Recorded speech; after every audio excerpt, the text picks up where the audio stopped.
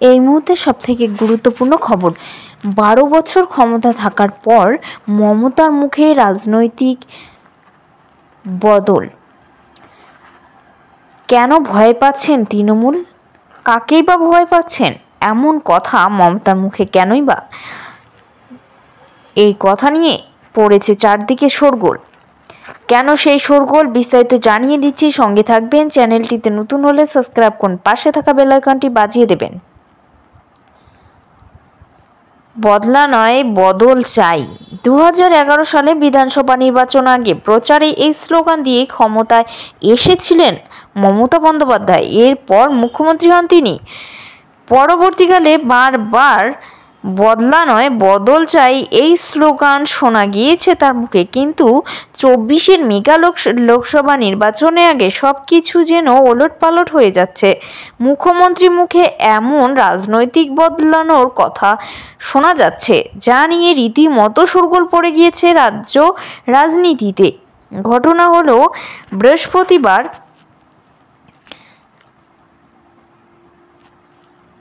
Netaji indoor স্টেডিয়ামে দলীয় বৈঠকে বিজেপির বিরুদ্ধে বেশ আক্রমণাত্মক ছিলেন মমতা বন্দ্যোপাধ্যায়। সেখানে তিনি নাম না করে বিজেপিকে তীব্র আক্রমণ করেছেন।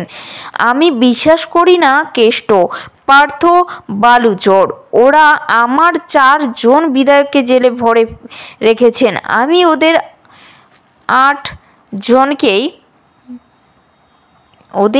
জনকে জেলে ভরব। আমাদের লোকেরা সবাই চোর, দুর্নীতি দেখাচ্ছে। সংবাদ মাধ্যমকে বলা হচ্ছে, তৃণমূলকে চোর না বললে ইডি সিবিআই তাদের দফতরে হানা দেবে। আজকে খুব সাহসে ভাবছেন কেষ্ট জেলে, পার্থ জেলে, আমাদের আর কয়েকজন জেলে। এটাই চলবে আগামী দিনে? আপনারা যখন চেয়ারে থাকবেন না তখন কোথায় যাবেন? সেলে এখানেই থেমে যাচ্ছে কিনা মুখ্যমন্ত্রী? তিনি ক্ষোভের সঙ্গে বলেন, এবার বদলা নিতে হবে, রাজনৈতিকভাবে বদলা নিতে হবে। বুথে বুথে ওদের হারিয়ে ব্যাগে ভরে বাড়ি পাঠিয়ে দিতে হবে। কিন্তু এটা কথা এখানে অবশ্য উল্লেখ করতে হবে, মুখ্যমন্ত্রী তথা তৃণমূল বারবার দাবি করে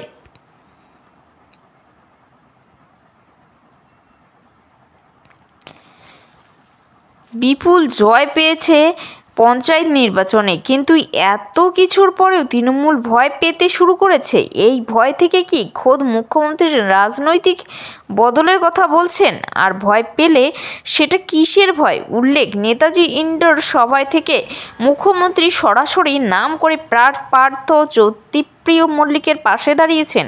মুখ্যমন্ত্রী প্রাক্তন শিক্ষামন্ত্রী হয়ে কথা বলেন, এটা গত 1 বছরে একবারও দেখা যায়নি। তাই মুখ্যমন্ত্রী লোকসভা নির্বাচনের কয়েক মাস আগে যেভাবে রাজনৈতিক বদলের কথা বলছেন, তাতে নানা প্রশ্ন উস্কে দিচ্ছে। তবে কি আগামী কয়েক মাসের মধ্যে পশ্চিমবঙ্গে নতুন কোনো রাজনৈতিক ধামাকা দেখা যাবে?